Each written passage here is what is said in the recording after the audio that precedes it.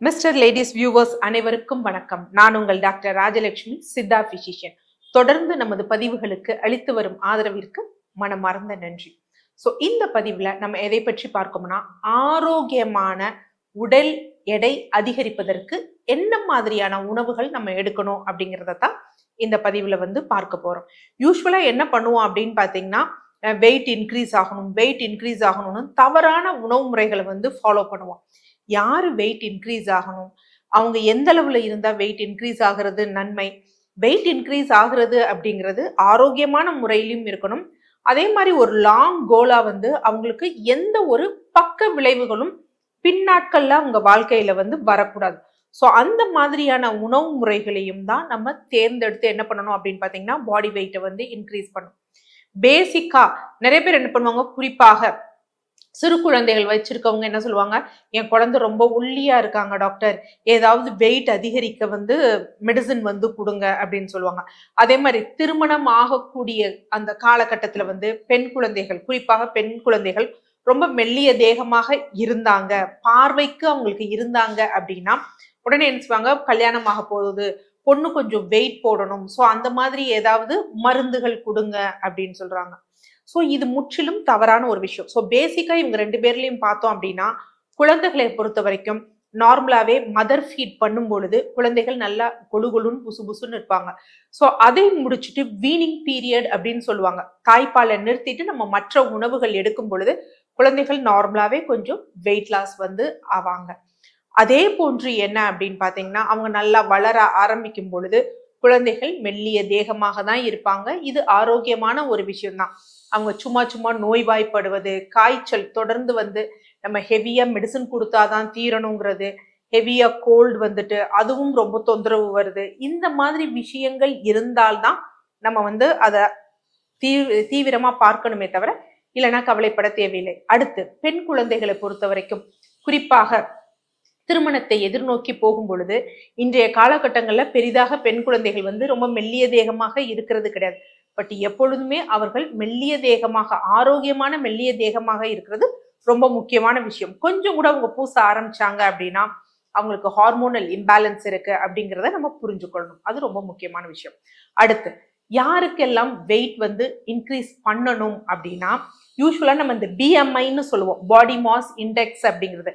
இது யாருக்கெல்லாம் 18.5க்கு கீழே இருக்கோ அவங்க என்ன பண்ணலாம் அப்படின்னு பாத்தீங்கன்னா, அவங்க சரியான அந்த உடல் எடையை விட கொஞ்சம் கம்மியா இருக்காங்க அப்படின்னு அவங்க வெயிட்டை இன்க்ரீஸ் பண்றதுக்கு ஆரோக்கியமான வழிகள்ல நம்ம ட்ரை பண்ணலாம்.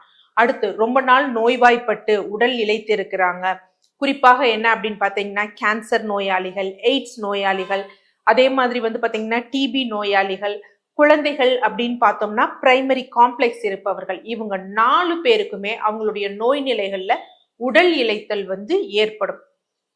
அப்ப அவங்க உடலை நல்லா தேற்றி ஆரோக்கியமாக கொண்டு வர்றது ரொம்ப முக்கியமான ஒரு விஷயம். அடுத்து டைப் 1 சர்க்கரை நோயாளிகள், நான் சர்க்கரை நோயில டைப் 1 சர்க்கரை நோயாளிகள், இன்சுலின் டிபெண்டன்ட். அவர்களுக்கு நார்மலாவே உடல் இளைத்தல், என்னதான் நீங்க சாப்பிட்டாலும் உடம்பு இழைச்சுக்கிட்டே போகும். அவர்களுக்கு ஒரே தீர்வு என்ன அப்படின்னு பாத்தீங்கன்னா, அவங்க இன்சுலின் எடுக்கணும். இன்சுலின் எடுக்கும் பொழுது ஆரோக்கியமான விதத்துல உடல் எடை அதிகரிக்கும். பட் அதை நம்ம ஒரு சீரான கட்டுக்குள்ள இருக்கிறது ரொம்ப முக்கியம். அடுத்த நோய் நிலைகள்ல பாத்தீங்கன்னா ஹைப்பர் தைராய்டு பேஷண்ட்ஸ், அதாவது நம்மளோட அந்த தைராய்டு ஹார்மோன் அதிகமாக சுரப்பவர்கள். இவங்களுக்கு என்ன அப்படின்னு பாத்தீங்கன்னா, உடம்புல மெட்டபாலிசம் ரொம்ப ஜாஸ்தியாகும், அதனால ரொம்ப அதிக அளவுல உடல் இளைப்பு இருக்கும். அவங்க நார்மலா அவங்களோட லிபிட் ப்ரொஃபைல் எல்லாம் பாத்தீங்கன்னா கொலஸ்ட்ரால் லெவல் ரொம்ப கம்மியா இருக்கும். அவங்களுக்கும் நம்ம என்ன பண்ணணும் அப்படின்னா, உடல் எடை அதிகரிப்பதற்கான உணவு முறைகளை இல்ல வாழ்வியல் முறைகளையும் நம்ம தேர்ந்தெடுக்கணும். ரொம்ப முக்கியமான விஷயம். இந்த கேட்டகரியில இருக்கவங்களா ரொம்ப மெலிந்து போயிருக்காங்க, சர்ஜரி இல்ல போஸ்ட்மார்ட்டம், குழந்தை பிறப்புக்கு பின்னாடி ரொம்ப மெலிந்து போயிருந்தாங்கன்னா ஆரோக்கியமான விதத்துல உடல் எடையை கூட்டணும். இதை தவிர்த்துட்டு எல்லாருமே பார்க்க நான் லுக்கா தெரியணும், இல்ல ஏதோ ஒரு விஷயத்துல இது பண்ணிட்டு உடல் எடை அதிகரிக்கணும்னு நினைக்கிறது தவறு. உடல் எடை அதிகரிக்கும் பொழுது உணவு அப்படிங்கிறப்ப நம்ம எதை ஃபோக்கஸ் பண்ணி இருக்கணும் அப்படின்னா, அவர்களுக்கு போதுமான அளவு வைட்டமின்கள், தேவையான வைட்டமின் சத்துக்கள் கிடைக்கிறதா அப்படிங்கிறது. இரண்டாவது, முக்கியமான ஆரோக்கியம் தரக்கூடிய தாது உப்புக்கள் அதாவது மினரல்ஸ் வந்து அவங்களுக்கு கிடைக்கிறதா, அதே மாதிரி போதுமான அளவு கேலரிஸ் கிடைக்குதா அப்படின்னு பார்க்கணும். ஆரோக்கியமான வழியில நம்ம பாடி வெயிட் இன்க்ரீஸ் பண்றப்ப அவங்க சராசரி எடுக்கக்கூடிய உணவுகளை விட ஒரு 300 கேலரிஸ் அதிகமாக எடுப்பது வந்து என்ன அப்படின்னு பாத்தீங்கன்னா சிறப்பான ஒரு விஷயமாகும். சோ அதனால நம்ம உடல் எடை அதிகரிக்கும் பொழுது இதெல்லாம் வந்து நம்ம மனதுல வந்து வச்சுக்கணும். சும்மா ஏனோ தானோ அப்படின்னு பண்ணோம் அப்படின்னா நமக்கு அது பக்க விளைவுகளை தான் வந்து ஏற்படுத்தும். அடுத்து உடல் எடை அதிகரிக்கும் பொழுது என்ன மாதிரியான உணவுகள் எடுத்தா ஆரோக்கியமான வழிகள்ல நம்ம கொண்டு செல்லும் அப்படின்னு வந்து பார்த்தோம்னா, முதல் இது என்ன அப்படின்னா பொதுவாக சொல்லக்கூடியது பழைய சாதம் அப்படிங்க சொல்லக்கூடியது வெயிட் இன்க்ரீஸ் பண்ணும். நிறைய பேர் கேள்வியும் பட்டிருக்கோம். நான் வந்து ரொம்ப மெல்லிசா இருந்தேன், டெய்லி பழைய சாதம் சாப்பிட்டேன், எனக்கு வந்து பாடி வெயிட் இன்க்ரீஸ் ஆயிடுச்சு அப்படின்னு. ஆமா, பாடி வெயிட் இன்க்ரீஸ் ஆகுது. சோ ஆரோக்கியமான வழியில இன்க்ரீஸ் பண்ண எப்படி பண்ணா, இன்னைக்கு நம்ம எடுக்கக்கூடிய நிறைய பாலிஷ் பண்ண அரிசிகள், வெள்ளரிசி, அப்படியே வெள்ளையா இருக்க பொன்னி, வெள்ளையா இருக்க சம்பா, இதெல்லாம் எடுக்கிறோம்னு வச்சுக்கோங்களேன். இது எல்லாமே தேவை, அந்த மத்த இருக்கக்கூடிய அந்த சத்துக்கள் எல்லாம் எடுத்துட்டு வெறும் கார்போஹைட்ரேட் மட்டும்தான் இருக்கும். சோ இதை ஃபெர்மெண்டேஷன் பண்றோம். பழைய சோறாக்கி எடுக்கும் பொழுது அது நம்ம குடலுக்கு நல்லதை பயக்கும். ஆனா நம்ம எடுக்கிறது என்ன அப்படின்னு பாத்தீங்கன்னா வெறும் அந்த மாவுச்சத்து மட்டும் எடுக்கிறோம். சோ அப்படி எடுக்கும் பொழுது என்ன ஆகும் அப்படின்னா நம்ம உடம்புல அந்த பிளட் சுகர் லெவல் இன்க்ரீஸ் ஆகும். அது ஒரு ஸ்டேஜ்ல நம்ம போதுமான அளவு பயன்படுத்தாத பொழுது அது கொழுப்பாக மாறி நம்ம உடம்புல டெபாசிட் ஆகும். அப்ப என்ன பண்ணுவோம்னா உடல் பருமன் ஆகும். ஆனா பின்னாடி நமக்கு காத்திருக்கக்கூடிய பிரச்சனை என்ன அப்படின்னு பாத்தீங்கன்னா சர்க்கரை நோய் ஏற்படுவதற்கு, இல்ல ஹார்மோனல் இம்பேலன்ஸ், இன்சுலின் ரெசிஸ்டன்ஸ் அப்படிங்கிறது ஏற்பட்டு நமக்கு பிரச்சனைகளை உண்டு பண்ணும். இதுதான் உடல் எடை அதிகரிக்கும் பொழுது ஆரோக்கியமான விதத்துல நம்ம பார்க்கணும். லாங் ஸ்டாண்டிங்கா நமக்கு ஒரு பிரச்சனையை வந்து நம்ம உண்டு பண்ணிக்க கூடாது. அப்ப இதுக்கு மாற்றா என்ன பண்ணலாம்னா கைக்குத்தல் அரிசி, நம்ம பாரம்பரிய நெல் ரகங்களான கருப்பு குருணை அரிசி, இல்லைன்னா வந்து மாப்பிள்ளை சம்பா, சிகப்பரிசி, இதை வந்து என்ன பண்ணணும் அப்படின்னா முதல் நாள் காலையிலேயே ஊற வச்சுட்டு மதியம் இதை சமைச்சிட்டு மாலை வேளையில அந்த வடிகட்டிய கஞ்சியும் அதுல ஊத்திட்டு கொஞ்சம் தயிரும் உப்பும் போட்டு இரவு முழுவதும் புளிக்க வச்சுட்டு மறுநாள் காலையில் அந்த தண்ணீர், நீராகாரம், தயிர், மோர் இதை சேர்த்து எடுத்தோம் அப்படின்னா நிறைய நுண்சத்துக்கள், குறிப்பாக விட்டமின் பி சத்துக்கள் வந்து நமக்கு கிடைக்கும். அயன், ஃபோலிக் ஆசிட் இதெல்லாம் வந்து கிடைக்கும். சோ அந்த வகையில தினமும் காலை நம்ம என்ன பண்ணலாம் அப்படின்னு பாத்தீங்கன்னா நீராகார கஞ்சி எடுக்கலாம். அடுத்து இதனுடன் என்ன எடுக்கலாம் அப்படின்னு பாத்தீங்கன்னா வெண்பூசணி கூட்டு, வெண்பூசணி பொரியல் அப்படின்னா. சோ இந்த வெண்பூசணி ஏன் சிறப்பாக நம்ம சொல்றோம் அப்படின்னா நிறைய பேருக்கு அழல் குற்றத்தால உடம்பு வந்து இழைச்சு போயிருக்கும். அழல் குற்றம் அப்படிங்கிறப்ப உடம்புல வந்து உஷ்ணம் அதிகமாகும். இது பெண்களுக்கு வெள்ளைப்படுதல், ஆண்களுக்கு அதிகமாக நீர் வந்து வெளியேறுதல். சோ இந்த மாதிரி காரணங்களால என்ன அப்படின்னு பாத்தீங்கன்னா உடல் இளைப்பு ஏற்படும். அதை சரி செய்யக்கூடிய தன்மை வெண்பூசணிக்கு உண்டு. அதனாலதான் யூஸ்வலா வெள்ளைப்படுதலோட அதிகமா உடல் இளைத்திருக்க பெண்களுக்கு சித்த மருத்துவர்கள் வந்து வெண்பூசணி இலகம் வந்து சஜஸ்ட் பண்ணுவாங்க. என்ன காரணம்னா ஆரோக்கியமான உடல் எடை வந்து அதிகரிப்பதற்காக. சோ அதனால நம்ம என்ன எடுத்துக்கணும்னா வெண்பூசணி கூட்டோ இல்ல வெண்பூசணி பொரியலோ இது வந்து என்ன பண்ணணும் அப்படின்னா காலை உணவாக இருக்கணும். அடுத்து முக்கியமானது என்ன அப்படின்னு பாத்தீங்கன்னா கொழுப்பு சத்துள்ள மீன்கள் வந்து எடுக்கணும். ஏன்னா நமக்கு இப்போ ஒரு கொழுப்பு எடுக்கணும்னா நம்ம இன்னைக்கு தேவையில்லாத அந்த ரீஃபைன் பண்ணப்பட்ட கொழுப்புகள், இல்ல திருப்பி திருப்பி பொரிச்சு எடுத்த எண்ணெயில பொரிச்சு எடுத்தது, இதெல்லாம் நமக்கு உடம்புக்கு கெட்டதுதான் உண்டு பண்ணும். நம்ம உடம்புல தேவையில்லாத செல்கள் வளர்ச்சியை வந்து ஏற்படுத்தும். சோ அந்த மாதிரி இல்லாம ஆரோக்கியமான கொழுப்புள்ள மீன்கள். சோ ஆரோக்கியமான கொழுப்புள்ள மீன்கள் அப்படின்னு பாத்தீங்கன்னா மத்தி மீன் வந்து எடுக்கலாம், இல்ல நம்ம ஏரி வாவல் மீன் இருக்கு பாத்தீங்களா, அந்த மாதிரி மீன் எடுக்கலாம், அயலா மீன். சோ இந்த மாதிரி ஆரோக்கியமான கொழுப்புகள் உள்ள மீனை வந்து நம்ம உணவுல வந்து சேர்த்து கொள்ளணும். அது ரொம்ப முக்கியமான ஒரு விஷயம். அடுத்து முட்டை.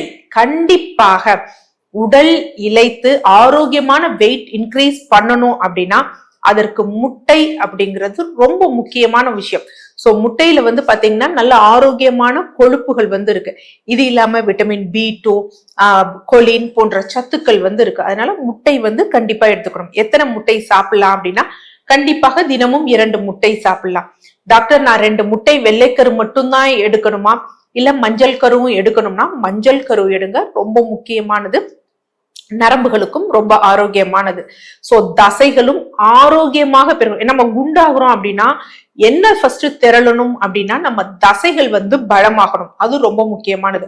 அதுவும் டிபி நோயாளிகள், எய்ட்ஸ் பேஷண்ட், கேன்சர் பேஷண்ட்ஸ், இவங்கெல்லாம் பிரைமரி காம்ப்ளெக்ஸ் உள்ள குழந்தைகளுக்கெல்லாம் தினமும் ஒரு முட்டை கொடுக்கணும். பெரியவர்களா இருந்தா தினமும் 2 முட்டை எடுக்கிறது அப்படிங்கிறது ரொம்ப முக்கியமான விஷயம். அடுத்து பால் உணவுகள்ல தயிர் ரொம்ப முக்கியம். சோ இப்படி வேணும் உடல் எடை அதிகரிக்கணும்னா டெய்லி நான் 1 டம்ளர் பால் குடிக்கலாமா அப்படிங்கிறப்ப பால் நல்ல உணவுதான். பட் அதை தவிர நமக்கு இன்னும் ஆரோக்கியமான வழிகள்ல உடல் எடை அதிகரிக்கணும்னா தயிர் வந்து ரொம்ப முக்கியம். ஏன்னா 1 கப் தயிரிலேயே ஆரோக்கியமான கொழுப்புகளும் இருக்கு, புரதமும் இருக்கு. இன்னொரு விஷயம், அது ஃபெர்மெண்டேஷன் பண்ணப்படுறதுனால நமக்கு கட் லீக்கேஜ், அப்புறம் லாக்டோஸ் இன்டாலரன்ஸ், அதாவது அந்த பால்ல இருக்கக்கூடிய அந்த லாக்டோன்ஸ சில வயதுகளுக்கு மேல வந்து செரிமானம் பண்ண முடியாது. ஒரு 8-9 வயசுக்கு மேலேயே அதோட செரிமான திறன் குறைஞ்சிரும். 15-18 வயசுக்கு மேல நிறைய பேருக்கு இருக்கிறதே கிடையாது. சோ அந்த மாதிரி இல்லாம ஆரோக்கியமா நமக்கு கால்சியமும் கிடைக்கணும், எலும்பும் பலமாகணும், தசையும் பலமாகணும், நரம்புகளும் இருக்கணும் அப்படின்னா நம்ம எடுக்கக்கூடியது என்ன அப்படின்னு பாத்தீங்கன்னா தயிர். சோ தயிர் அப்படிங்கிறது ரொம்ப முக்கியமான ஒரு விஷயம். அடுத்து என்ன அப்படின்னு பாத்தீங்கன்னா நட்ஸ் அண்ட் சீட்ஸ் ரொம்ப முக்கியம். சோ பாதாம், வால்நட், இதனுடன் வந்து பாத்தீங்கன்னா black seed, pumpkin seeds, chia seeds, இதுல எல்லாம் என்ன அப்படின்னு பாத்தீங்கன்னா தாவர omega 3 fatty acids, alpha linolenic acid அப்படின்னு சொல்லுவாங்க, ALA அப்படின்னு இருக்கு. சோ அது இருக்கிறதுனால அதுவும் நம்ம உடம்புக்கு வந்து ரொம்ப நல்ல வந்து பலன் தரும். ஆரோக்கியமான வழிமுறைகள்ல என்ன அப்படின்னு பாத்தீங்கன்னா நம்முடைய உடல் எடையை வந்து அதிகரிக்க செய்யும். அது மாதிரி பழங்கள்ல அவகேடோ, யூஸ்வலா வந்து பட்டர் ஃப்ரூட்னு சொல்லுவாங்க. கண்டிப்பாக யாரெல்லாம் ஆரோக்கியமாக உடல் எடை அதிகரிக்கணும், குறிப்பாக உடல் எடை அதிகரிக்கிற பொழுது நம்ம ஸ்கின்னும் நல்ல ஷைனிங்கா இருக்கணும் அப்படின்னா நம்ம வந்து தேர்ந்தெடுத்து சாப்பிடக்கூடியது என்ன அப்படின்னு பாத்தீங்கன்னா அவகேடோ. அது கண்டிப்பா நம்ம இதுல வந்து எடுத்துக்கொள்ளணும். சோ இந்த மாதிரி ஒரு உணவு பேட்டர்னை நம்ம ஃபாலோ பண்ணோம்னு வச்சுக்கோங்களேன். நம்ம உணவுல இதெல்லாம் இருக்கிற மாதிரி ஃபாலோ பண்ணா ஆரோக்கியமான விதத்துல வந்து உடல் எடை அதிகரிக்கும். அந்த உடல் எடை அதிகரிக்கிறப்ப நம்ம கண்டிப்பா இது பண்ண வேண்டியது கொழுப்பு மட்டும் இருக்கணும் அப்படின்னு நம்ம நினைக்க கூடாது. நம்ம தசைகள் பெருகணும், எலும்போட ஸ்ட்ரென்த் பெருகணும், நம்ம ஸ்டாமினா வந்து நல்லபடியா இருக்கணும். சோ பிற்காலத்துல சுகர், பிபி, இல்ல வேற தைராய்டு சம்பந்தப்பட்ட பிரச்சனை, ஹார்மோனல் சம்பந்தப்பட்ட பிரச்சனை வரக்கூடாது அப்படின்னா இந்த மாதிரியான ஒரு உணவு பேட்டர்னை எடுத்தோம் அப்படின்னா நல்ல ஒரு ஆரோக்கியமான, முழு ஆரோக்கியமான உடல் எடை அதிகரிப்பு வந்து நமக்கு கிடைக்கும். நன்றி.